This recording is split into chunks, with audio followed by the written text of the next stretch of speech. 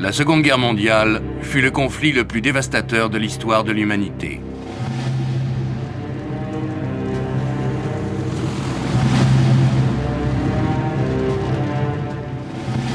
Pendant 6 longues années, les Britanniques combattirent et résistèrent.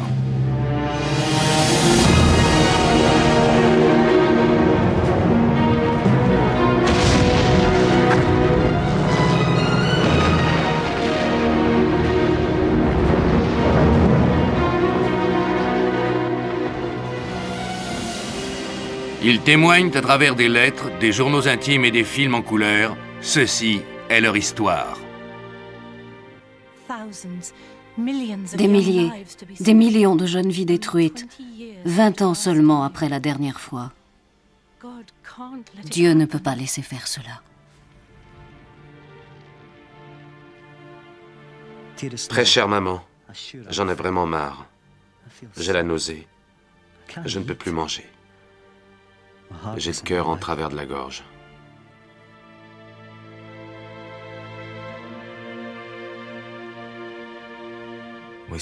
On a vite appris que demain voulait dire jamais. Seul l'instant présent compte. Hitler knows that he will have to break us in this island or lose the war.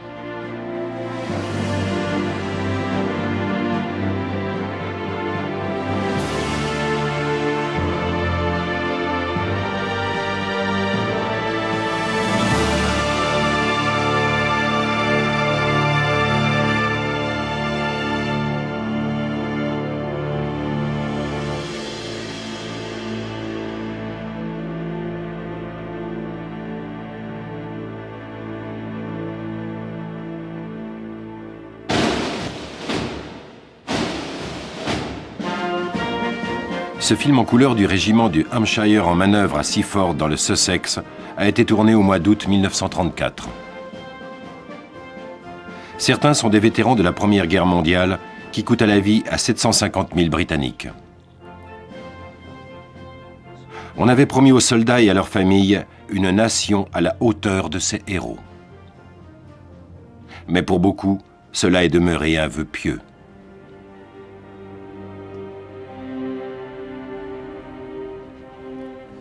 Dans certaines régions, 1 homme sur 4 est au chômage. Joanne Pallas vit dans le Sunderland. Elle est la mère de 5 enfants. Sur 12 ans et demi, mon mari aura travaillé en tout et pour tout l'équivalent d'une année. Il était bel homme quand je l'ai épousé. Il n'a plus désormais que la peau sur les os. Il a perdu son travail 4 mois après notre mariage. J'ai donc à peine su ce que c'était qu'un salaire régulier. Mais je dois continuer à me battre pour les enfants, pour les envoyer propres à l'école. Il n'y a qu'un seul cabinet dans la cour pour 3 familles. Je pense que chaque famille devrait avoir ses toilettes. Mais je ne reproche rien à mon mari. Je me demande à qui je dois en vouloir.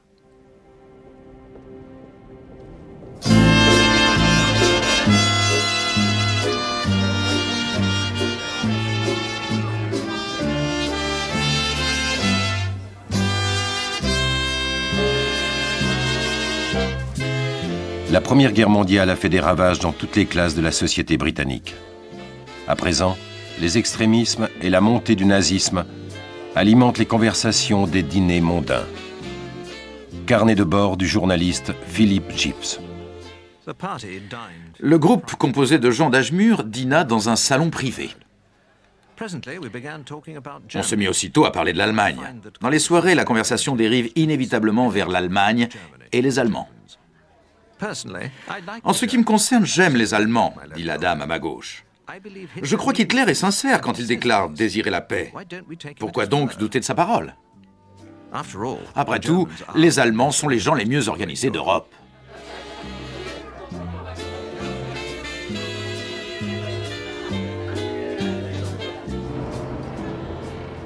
Juillet 1938, à Warrington, dans le Lancashire.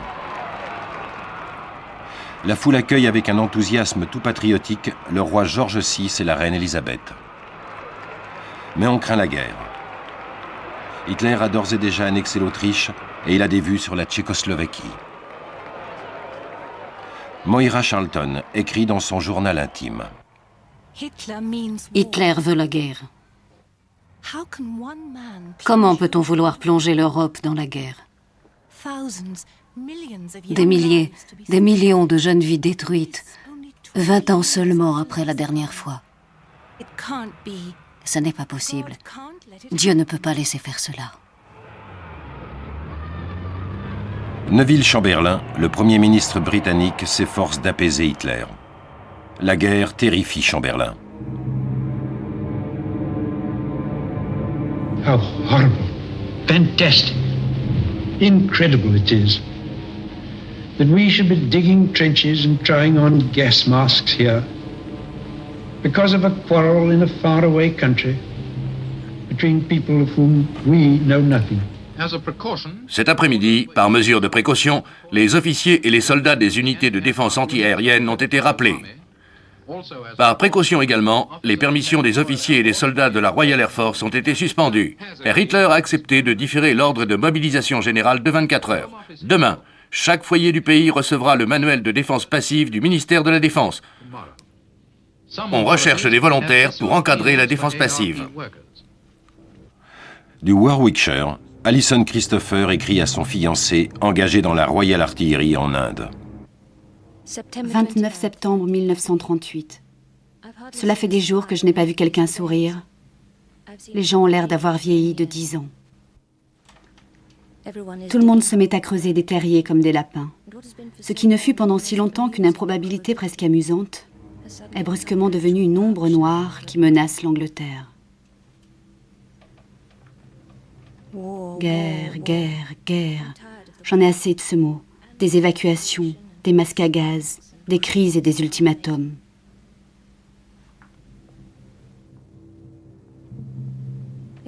C'est bientôt l'heure des actualités. Mes nerfs sont tendus à craquer. À 0 heure cette nuit, les 4 puissances ont signé un accord que la Tchécoslovaquie a accepté. Monsieur Chamberlain a rencontré Herr Hitler et a conclu avec lui un pacte de non-agression. Lorsque Chamberlain abandonne les Sudètes à Hitler, les Britanniques poussent un soupir de soulagement. Mais cela ne dure pas.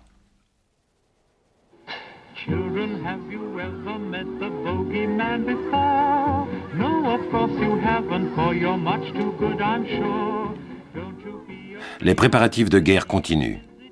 On craint que les civils soient pris pour cible. Here comes the bogeyman. Don't let him come too close to you. He'll catch you if he can. Just pretend that you're a crocodile, and you will find that bogeyman will run away a mile. Le pays redoute avec terreur que les Allemands utilisent les gaz. 38 millions de masques à gaz sont distribués. Just like the wasp that stings, bogeyman will think you are an elephant with wings. Hush, hush, hush, here comes the bogeyman. À travers le pays tout entier, on se livre à des cours de défense passive. L'infirmière Kate Phipps et l'élève îlotier Stephen Woodcock. Les îlotiers ont organisé un exercice d'entraînement. Ce fut à la fois très drôle et instructif. 14 victimes avaient été disposées. Je portais pour ma part la mention indemne. Longman fut désigné comme responsable. Mademoiselle Smythe, une volontaire énergique, fut étiquetée hystérique, et d'autres devaient prétendre souffrir de blessures plus ou moins graves. Une dame était censée avoir son dentier coincé dans la gorge. Nous avons des instructions spéciales pour faire face aux bombes incendiaires, exercice d'extincteur. Pour éteindre des feux de faible ampleur, projeter de l'eau à la base du feu. On doit également ramper en tirant des patients censés être inconscients. Tirer toujours une personne par les épaules, jamais par les pieds. Quand la fête commença, notre hystérique Mademoiselle Smythe fit un tel chambard que des passants inquiets demandaient ce qui se passait. Longman finit par s'occuper d'elle et de son acolyte, Mademoiselle Orpen, qui était supposée avoir avalé son râtelier. Il imagina d'allonger la malheureuse sur le ventre, elle lui secoua si bien la tête qu'elle finit par se trouver mal et dut être sortie dans le jardin et soignée.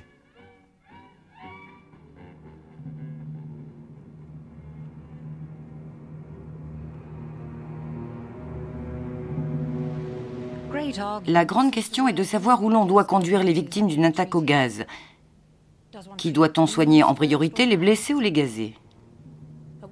Quand doit-on les descendre des brancards contaminés? Les morts contaminés doivent-ils être décontaminés ou conservés à l'écart des cadavres propres? Ce serait comique si la situation n'était pas si grave.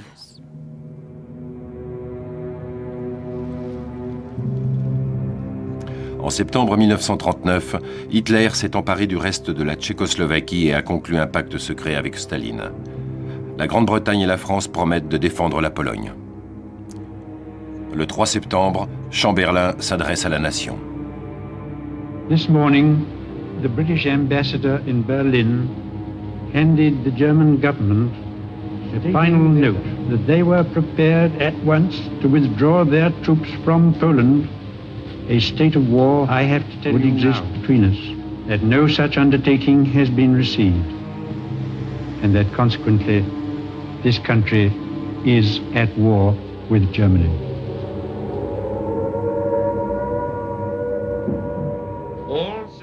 Tous les cinémas, théâtres et autres salles de spectacle doivent être immédiatement fermés jusqu'à nouvel ordre.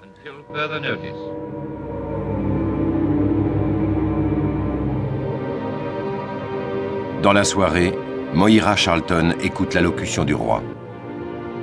For the second time in the lives of most of us, we are at war. Il a parlé lentement, de sa voix hésitante, mais avec fermeté. Can no longer be confined to the battlefield. Dehors, les feuilles d'or de nos sycomores se découpaient sur un ciel bleu pâle. Il était impossible de croire que nous étions en guerre. 3 septembre 1939. Je suppose que l'histoire retiendra cette date. Dieu soit loué, l'incertitude a pris fin. With God's help, we shall prevail.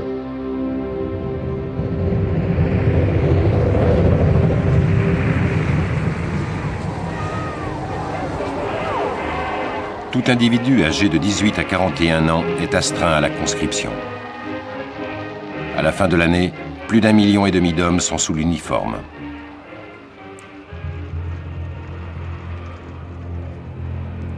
Des familles regardent leurs êtres chers partir à la guerre.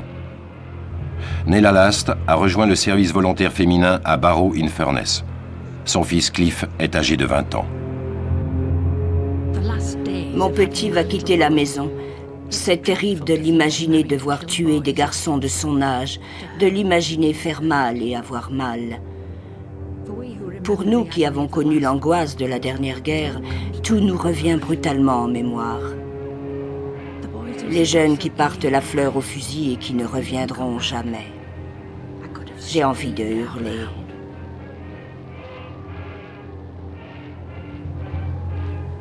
Albert Gaskin est clairon dans le régiment d'infanterie légère du Shropshire. Il a 23 ans. Les ponts furent bientôt envahis de soldats en kaki. Les plus silencieux se demandaient peut-être, comme moi, si cette guerre ressemblerait à celle de papa. Baïonnette au fusil, montée à l'assaut, barbelés, boue et sang. Tandis que les transports de troupes manœuvraient vers la Manche, un ami qui avait apporté sa longue trompette argentée se dressa à l'avant du navire et entonna « Ce n'est qu'un au revoir ». Regardant autour de moi sur le tillac, j'observais les réactions des soldats et, tout comme moi, beaucoup avaient la gorge serrée et certains pleuraient, comme moi, sans honte.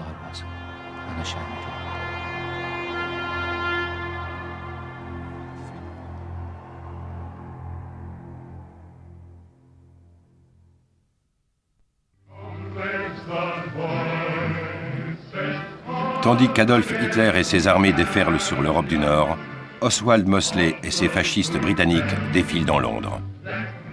Nous sommes en mai 1940. Le pays est en guerre depuis 8 mois. Depuis des années, Mosley appelle à la paix avec l'Allemagne et à ses légions de chemises noires pour une nouvelle Angleterre.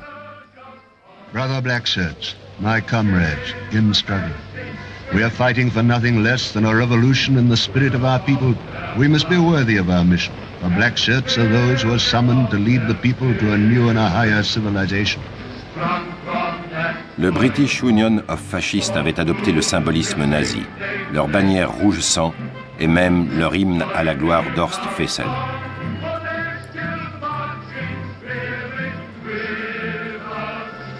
Un magasinier de 18 ans d'Ipswich. Pour moi, ce sont les Juifs qui ont causé cette guerre. S'ils n'avaient pas d'énormes capitaux investis en Pologne, l'Angleterre n'aurait pas accordé sa protection à ce pays. Ils ont parasité l'Allemagne il y a des années. Ils parasiteront tout le monde. Je les aime moins que les Allemands. 18 jours après ce rassemblement, Oswald Mosley est arrêté et incarcéré. Le British Union of Fascists interdit.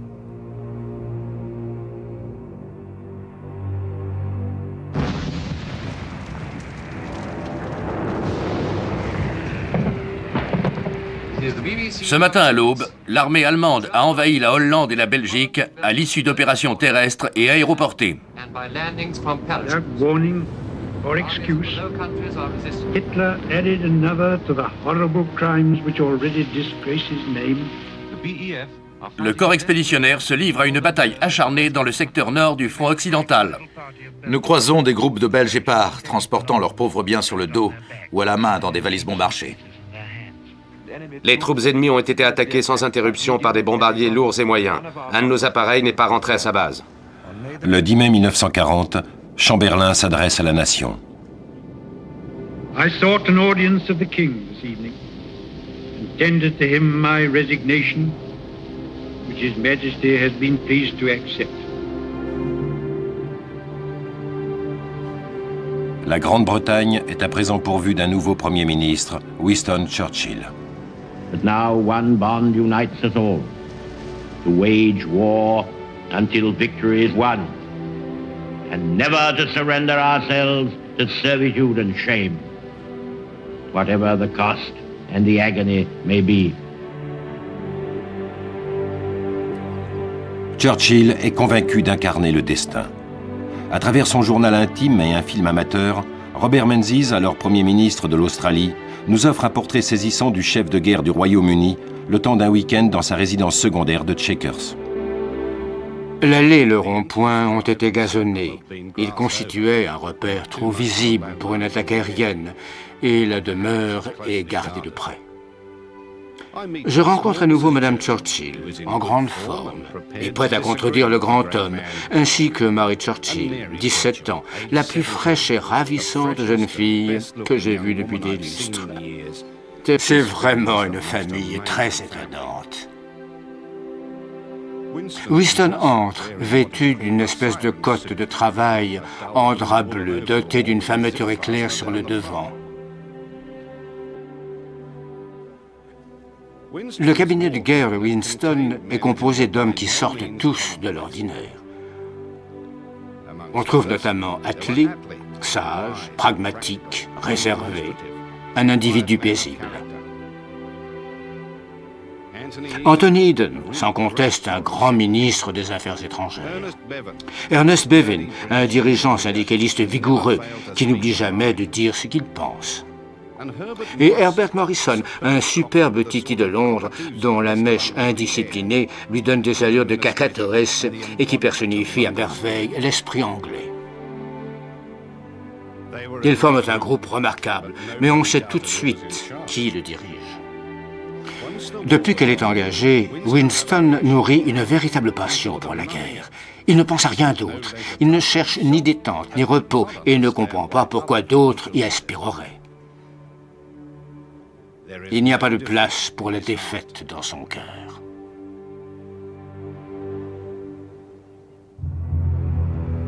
Mais dans les 3 premières semaines de son arrivée au pouvoir, Churchill doit assumer l'évacuation de 360 000 soldats britanniques et français des plages de Dunkerque. Suddenly, the scene is cleared. A miracle of deliverance, achieved by valor, is manifest to us all. We must be very careful not to assign to this deliverance the attributes of a victory. Wars are not won by evacuation. Dans les semaines qui suivent, Churchill s'emploie à relever le moral de la nation. We shall go on to the end. We shall fight in France.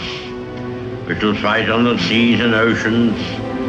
We shall fight with growing confidence and growing strength in the air. We shall defend our island, whatever the cost may be. We shall fight on the beaches. We shall fight on the landing grounds. We shall fight in the fields and in the streets. We shall fight in the hills. We shall never surrender. Hitler knows that he will have to break us in this island or lose the war. If we can stand up to him, all Europe may be freed, and the life of the world may move forward into broad, sunlit upland. And now it has come to us to stand alone in the breach and face the worst that the tyrant's might and enmity can do. So bear ourselves that if the British Empire and its commonwealths last for 1,000 years, men will still say, this was their finest hour.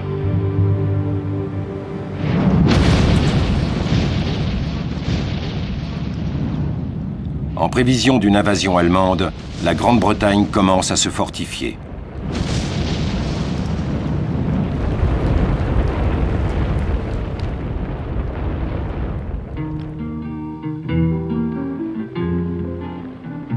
On enlève les panneaux indicateurs afin de dérouter l'ennemi. On interdit aux clochers des églises de carillonner. Why do you whisper green grass? Why Désormais, le tocsin ne sonnera plus que pour avertir d'un débarquement. Les rumeurs les plus folles courent à travers le pays. Mary Bloomfield réside à Coventry. On dit que des parachutistes déguisés en hommes d'église ont été largués en Norvège. Les femmes ont plus particulièrement peur car on raconte que celles qui sont jeunes et saines peuvent être envoyées dans une ferme à bébés en Allemagne afin de procréer avec des Allemands. On a toutes décidé qu'on devrait avoir une pile de grenades dans la chambre, près de la fenêtre, au cas où les Allemands remontent notre rue avec leurs tanks. À Londres, Gladys Cox. On a croisé notre voisine du numéro 2, Madame Samuel, qui revenait de son service de cantinière. Elle nous a confié qu'elle avait appris de 3 sources différentes que l'arme secrète d'Hitler était un tank volant.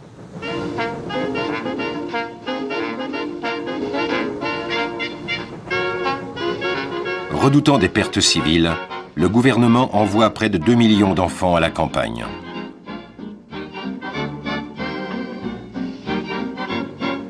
Originaires de Worthing, Sibyl et Leila Rothstein sont évacuées dans le comté de Nottingham.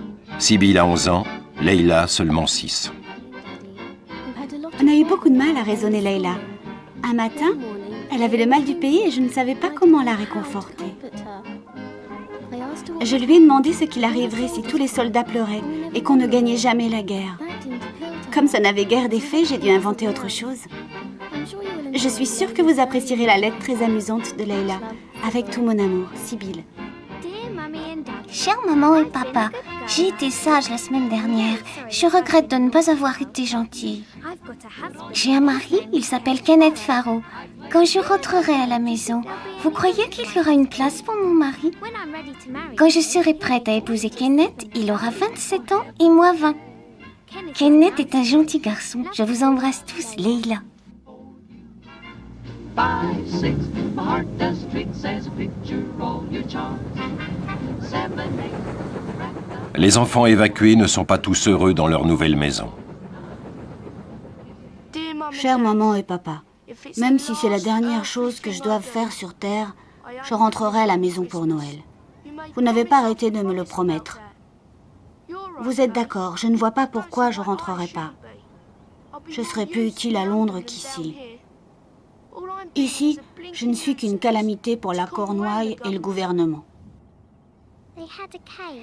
Ils avaient une cage où ils mettaient des oiseaux. Le matin, ils laissaient sortir les oiseaux et ils nous mettaient dedans avec une bouteille d'eau et un morceau de pain. On y restait toute la journée. Elle avait un fouet avec un manche au bout duquel pendait une quinzaine de centimètres de cuir. Elle m'a roué de coups. J'ai eu des bleus de la tête aux pieds. Mes vêtements étaient pleins de sang. Vous croyez qu'on s'habitue à être là, pas vrai? Des fois, j'ai envie de me trancher la gorge. Dieu soit loué. J'ai presque 14 ans. Je serai content quand j'aurai 15 ans et que toute cette histoire sera du passé. Été 1940. À 5 km des côtes, les troupes de Hitler s'amassent, prêtes à frapper la Grande-Bretagne. Si le débarquement a lieu, les Britanniques seront défendus par la garde civile, la Home Guard.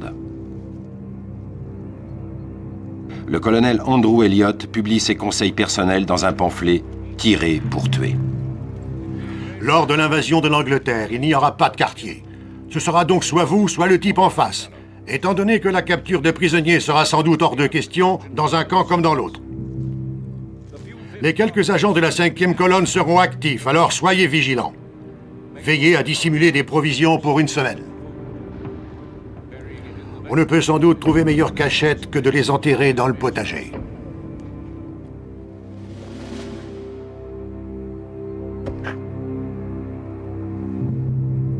Un fusil de service tuera tout, d'un nazi à un éléphant.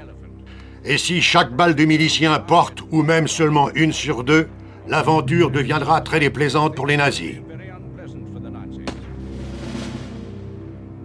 À force d'entraînement, on ne devrait pas éprouver de difficulté à étendre 5 nazis dans une charge d'une 50aine de mètres seulement. Choisissez votre ennemi et abattez-le. Des douzaines de pièges très démoralisants pour l'ennemi peuvent être élaborés avec un peu de réflexion.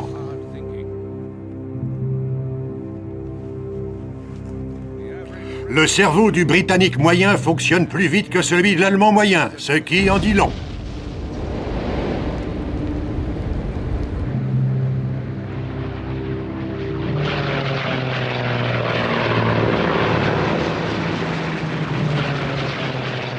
Dans le ciel du sud du pays, la Royal Air Force tient bon. C'est la bataille d'Angleterre. The gratitude of every home in our island and in our empire goes out to the British airmen who, undaunted by odds, are turning the tide of the world war by their prowess and by their devotion. Never in the field of human conflict was so much owed by so many to so few. Hitler a perdu la bataille d'Angleterre de jour. Il envoie à présent ses bombardiers attaquer les villes et les civils britanniques de nuit.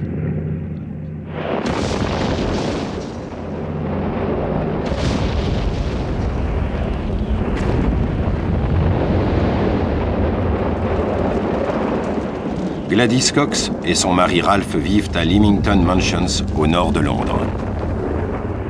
3 alertes jusqu'ici. La plus grande partie de la nuit passée à la cave. Les batteries anti-aériennes ont tiré toute la nuit.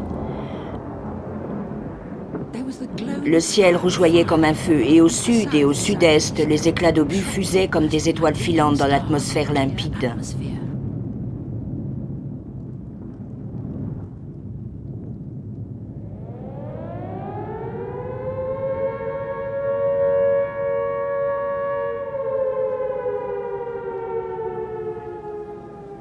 Ce matin, au premier signal de fin d'alerte, je me suis dépêchée d'aller faire les courses du week-end. J'ai salué M. Palmer à la poissonnerie d'un « Bon, nous sommes toujours vivants » et il a ajouté avec un grand sourire « Plus que jamais ». Alvar Lidl au micro pour un bulletin d'information. La journée d'aujourd'hui fut la plus coûteuse pour l'aviation allemande depuis près d'un mois. Ralph est tombé sur M. Breville Smith, qui l'a salué comme un vieux copain. Des gens qu'on connaît de vue depuis des années et qui passaient sans nous voir deviennent tout à coup très amicaux. Il semblerait qu'il faille une guerre pour briser notre réserve britannique. The night we met. magic abroad in the air. There were angels dining at the Ritz, and a nightingale sang in Berkeley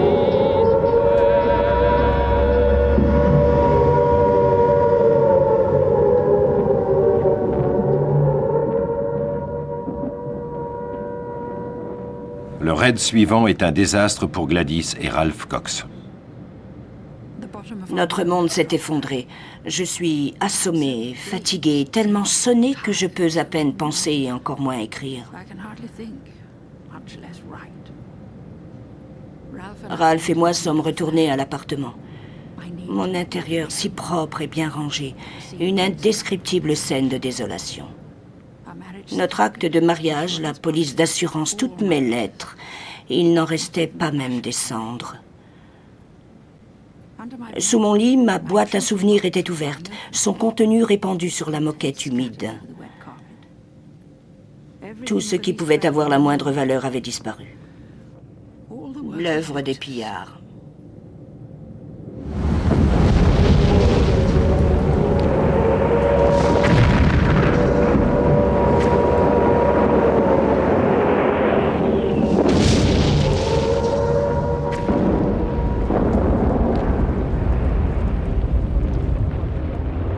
Les secouristes volontaires sont confrontés au Blitz dans toute son horreur.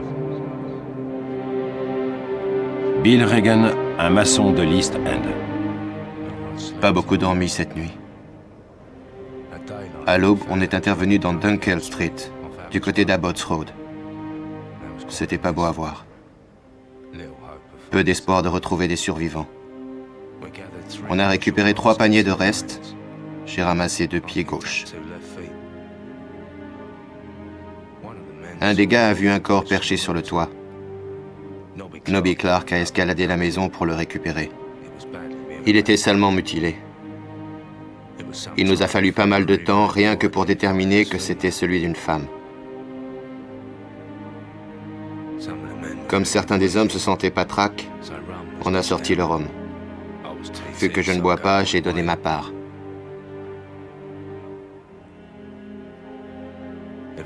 En fin de compte, on a recueilli assez d'éléments pour conclure à 3 victimes.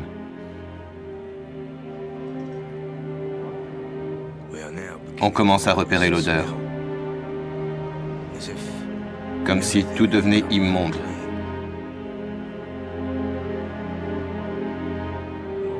On traîne tous en petits groupes, nous sentant inutiles, nous demandant ce que demain nous apportera.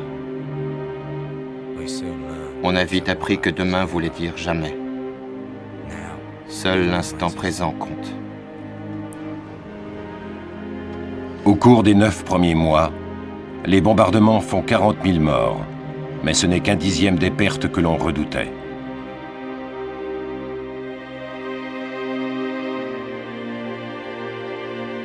Malgré la dévastation, ni la société ni le moral ne se sont effondrés. En juin 1941, Hitler attaque l'Union soviétique. En Angleterre, la crainte d'un débarquement disparaît.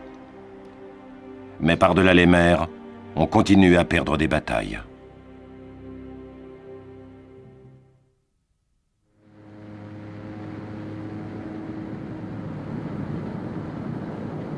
« 1941.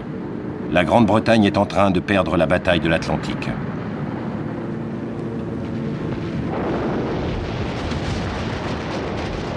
En 3 mois, les avions et les sous-marins allemands ont coulé plus de 300 navires marchands.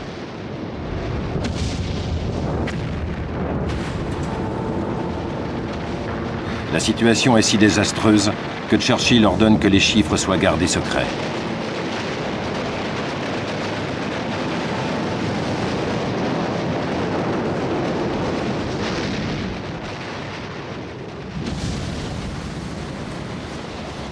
En mer, le moral est au plus bas.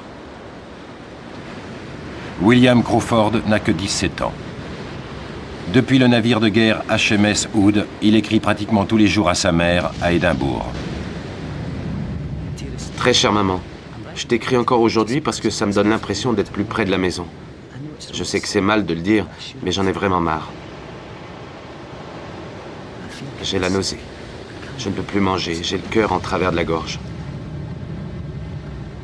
On se retrouve pris dans le mauvais temps avec des vagues grosses comme des maisons.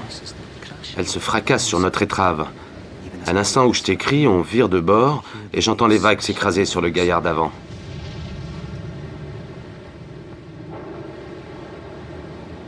La dernière permission fut la plus joyeuse de toutes, assis devant le feu à causer, la panse bien remplie.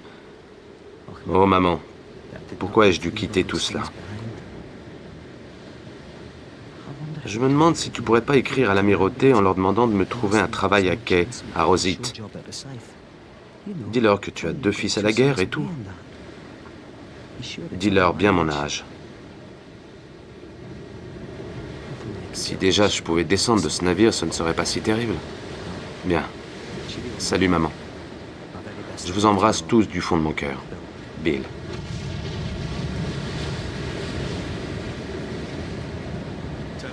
Télégramme pour Madame Elsie Crawford, Longstone Crescent, Édimbourg. Expéditeur, base navale de Portsmouth, 28 mai 1941. Nous avons le regret de vous informer que votre fils, William McFarland Crawford, 2e classe, est porté disparu. Le HMS Hood a été coulé par le destroyer allemand Bismarck. 1421 membres d'équipage sont tués. Il n'y a que 3 survivants. William Crawford n'est pas du nombre.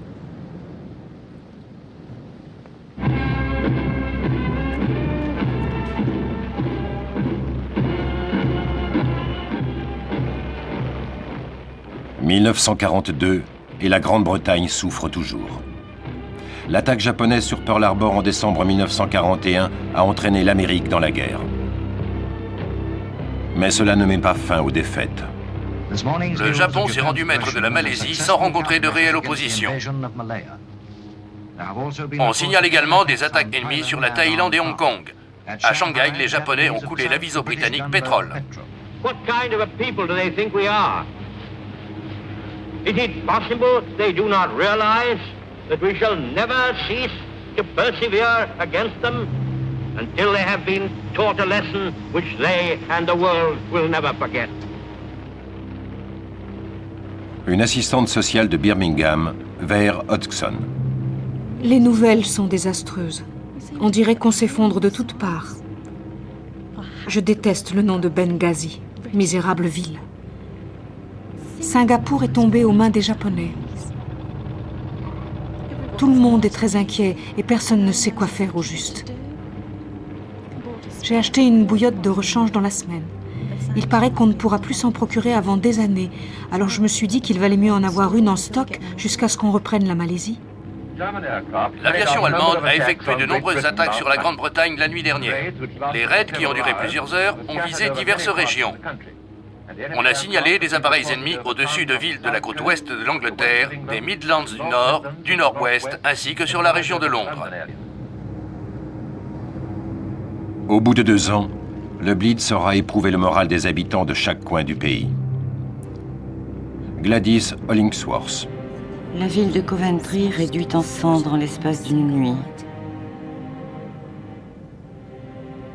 Qui peut concevoir un centre industriel aussi florissant, transformé 10 heures plus tard en un cimetière et en un tas de ruines? Etty Spear. Vous imaginez à quoi peut ressembler Bristol? C'est l'enfer.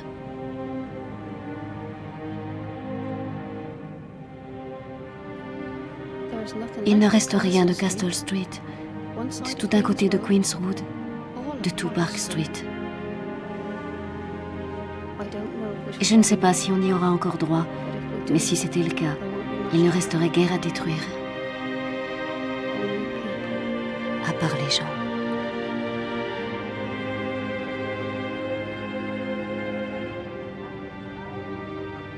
Bridget Hubbard. Notre chère ville de Bath y a encore eu droit. Ça me met en rage. Priez pour Madame Wilson dans sa petite maison. C'est comme un cauchemar. Ils ont détruit un rêve. Oh, quel malheur.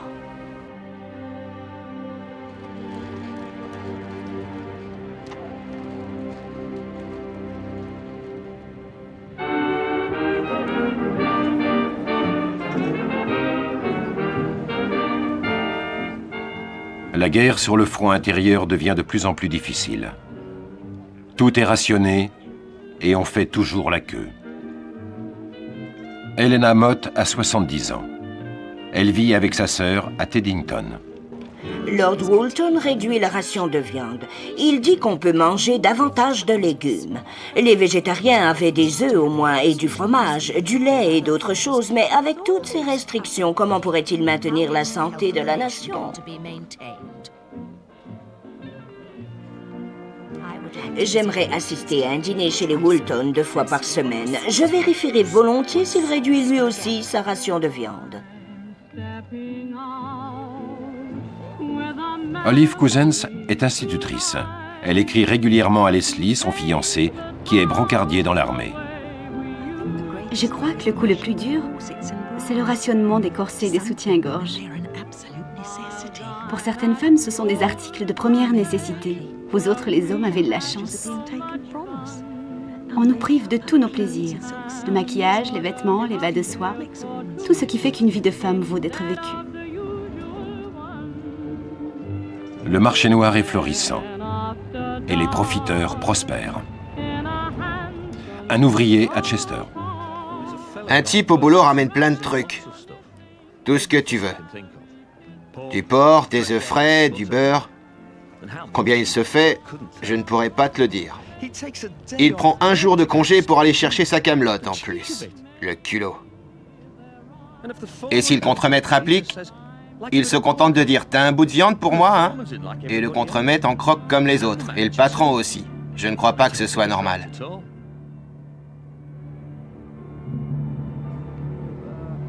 En juin 1942, la Grande-Bretagne perd sa forteresse de Tobruk. Après 2 années de revers militaires, les gens commencent à douter de Churchill. C'est l'heure la plus sombre de la Grande-Bretagne. La cantinière Nella Last de Barrow-in-Furness. Presque 3 années de guerre. Si seulement les mères pouvaient se dire que la mort de leur infortuné garçon aura été utile, qu'il y avait une stratégie. C'est scandaleux. Mais de la défaite survient la victoire. Enfin.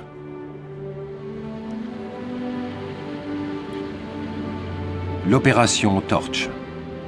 Le 8 novembre 1942, les forces britanniques et américaines débarquent en Algérie et au Maroc. 4 jours plus tôt, la radio a annoncé la victoire des Alliés à El Alamein. Bruce Belfredge au micro. Voici une excellente nouvelle sous la forme d'un communiqué du QG du Caire.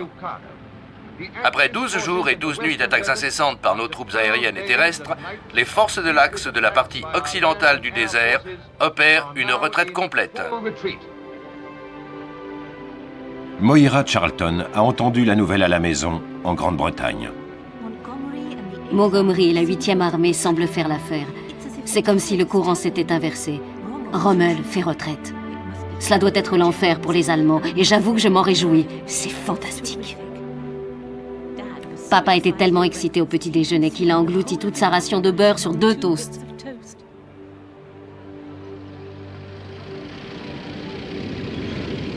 Dans le port algérien de Beaune, Peter Royle débarque avec le 17e régiment, le Royal Artillery.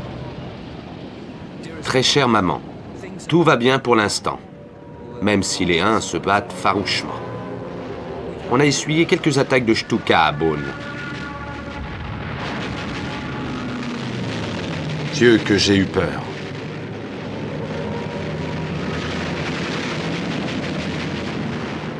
C'était la première fois que j'étais bombardé.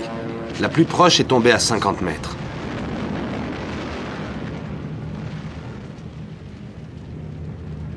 Ça nous a drôlement secoués. Et certains soldats ont craqué. Je crains que mes nerfs ne soient en piètre condition. J'aurais jamais cru voir un jour des hommes exploser en plusieurs morceaux.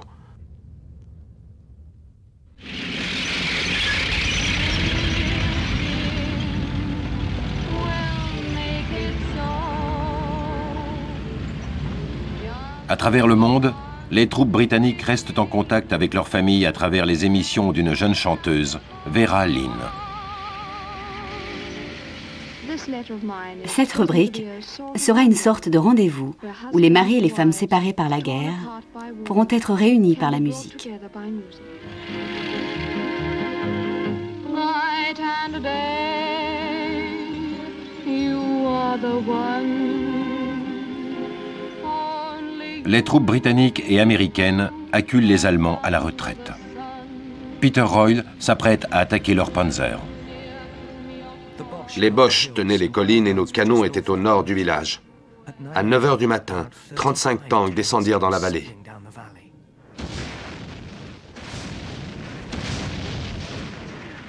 On peut dire qu'on les a eus par surprise. On leur a étendu 19 tanks et on n'a perdu qu'un seul canon.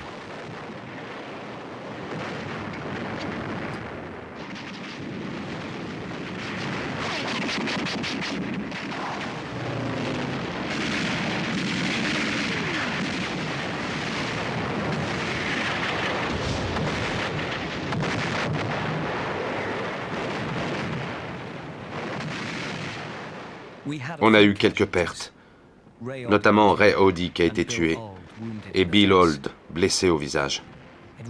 C'est vraiment une sale affaire tout ça. Je t'enverrai un câble de Tunis, avec tout mon amour, ton fils dévoué, Peter.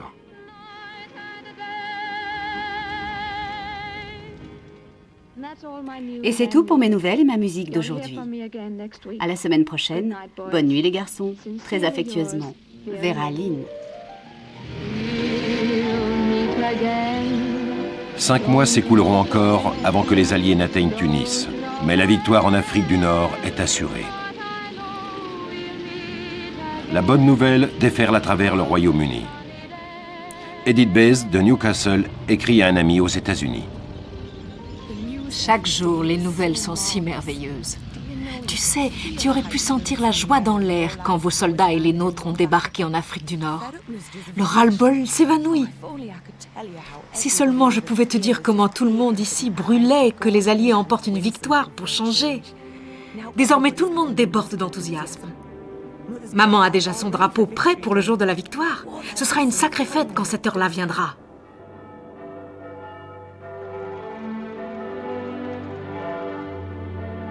La Grande-Bretagne a survécu à son heure la plus sombre. À travers tout le pays, les églises sonnent le tocsin. Non pas pour annoncer une invasion, mais en signe de joie. We have a new experience. We have victory. A remarkable and definite victory. A bright gleam has caught the helmets of our soldiers and warmed and cheered all our hearts. Ah, this is not the end. It is not even the beginning of the end. But it is perhaps the end of the beginning.